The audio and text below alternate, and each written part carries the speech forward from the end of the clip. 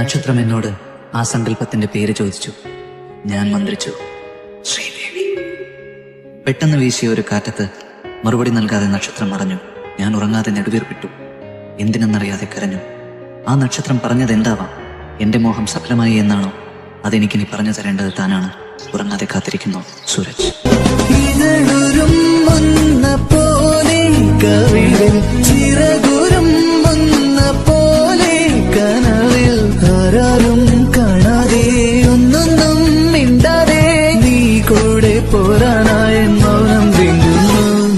ലെറ്ററിന്റെ അവസാനം ഉറങ്ങാതെ കാത്തിരിക്കുന്നു എന്ന് റെഡ് കളറിൽ എഴുതിയിരിക്കുന്നത് ചുവന്ന മഷി കൊണ്ടൊന്നുമല്ല, എന്റെ ബ്ലഡ് കൊണ്ടാ, ബ്ലഡ് കൊണ്ട്.